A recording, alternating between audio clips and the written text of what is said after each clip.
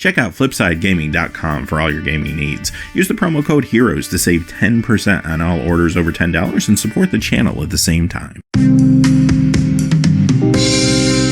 Hey there, this is John from Heroes and Legends, and it's that time of the week again to round up the tournament results from the past weekend. And today we're going to look at Grand Prix Richmond. There was a standard as well as a legacy event that took place there. And as always, we're going to see if there's any influence from Magic 2019, and there were a few cards this week, but not a whole lot, I'll tell you right now. This will be a relatively quick video, so I'm simply going to say, if you're looking for a way to support the channel, just check out the description below. You'll find a few ways, including our Patreon page down there. Well, let's get into it.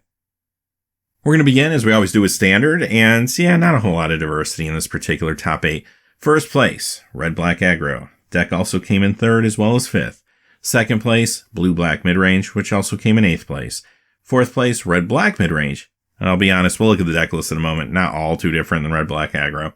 6th place was Blue-White Control. 7th place was Esper Control. Again, two very similar decks rounding out this tournament. So yeah, things are getting a little more stagnant now as we're seeing a lot of the same decks from week to week as people have now figured out the format. But that's all going to change in a few weeks as Guilds of Ravnica comes in and we have a major rotation. So I'm excited for that. Let's look quickly at some of these deck lists though. Red-Black Aggro, this is the one that came in first place. No influence from Magic 2019. You're going to see as we go through, there's very little influence from Magic 2019 this week in any of these decks. This is a deck that's very familiar to you, though. This particular version is running 3 copies of Chandra Torch of Defiance. You get 2 Hezarets in this one, 3 Rekindling Phoenixes, 4 Goblin Chain Whirlers, 2 Glory Bringers. All of the usual suspects are here. Blue-Black Midrange. This came in 2nd place. And again, not too different from what we've been seeing from this deck. Another deck that's been very successful recently. 3 copies of the Scarab God, a copy of Hostage Taker, 1 Liliana Death's Majesty, 4 Champion of Wits, 2 Torrential Gearhulks. Yep, looks pretty familiar.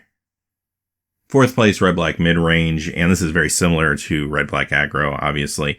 Now, 2 Karn Scion of Urzas, that's one of the more mid-rangey cards that kind of creeps in here, but still, a lot of similar cards. 3 Chandra Torch of Defiance, 3 Rekindling Phoenix, 4 Goblin Chain Whirler, 2 Glory Bringer. Yeah, the deck's slightly different, but really not all that different. The 6th place deck was Blue-White Control, and this one's running 4 Teferi, Hero of Dominaria, 2 copies of Torrential Gearhulk as their win conditions this time. Esper Control came in 7th. Not too different. This one's running 3 Teferis and 4 Torrential Gearhulks, going a little heavier on the Gearhulks.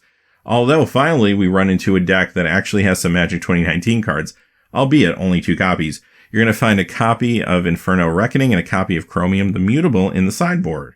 There was also 1 copy of Inferno Reckoning in the sideboard of the deck that came in 8th place, which was another copy of the Blue-Black Midrange deck too. So that's worth noting, but out of the whole top 8, only 3 copies of cards from Magic 2019 this week.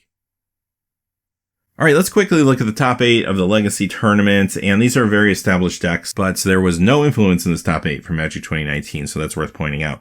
First place as well as 3rd place was Miracles, 2nd place was Lands, 4th place was Blue-Black Death Shadow, 5th place was Temur Delver, 6th place was Blue-White Stoneblade, 7th place was Colorless Eldrazi, 8th place Grixis Control.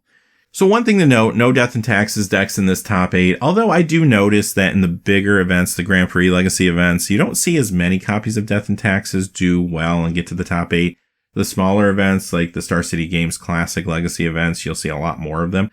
I think it's just because more casual players that are just trying to slowly get into Legacy, a lot of times they play Death and Taxes because it's more affordable. These bigger events, I think you get more of the hardcore Legacy players. And with that, you're going to find decks getting to the top like Miracles and Lands, decks that are more complicated, take more practice, and are more expensive to buy into. So I think that's why you're seeing the difference here. I don't think Death and Taxes is a bad deck by any means. I think it's still very, very competitive. This particular week, none of them made it to the top 8 though.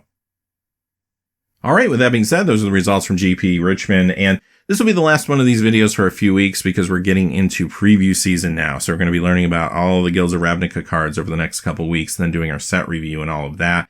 But we will be back with this series as soon as Guilds of Ravnica is released, and of course we'll be seeing a big shakeup in the tournament scene then.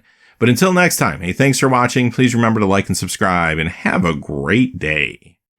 Hey, thanks for watching. This video is made possible by the generous support of viewers like you on Patreon. Check out the description below for links to our Patreon page as well as our Amazon affiliate store, where a small percentage of all sales will also help support the channel. Finally, if you haven't had a chance yet to subscribe, hit that subscribe button so you don't miss any new videos on Heroes and Legends. Talk to you again soon, and have a great day.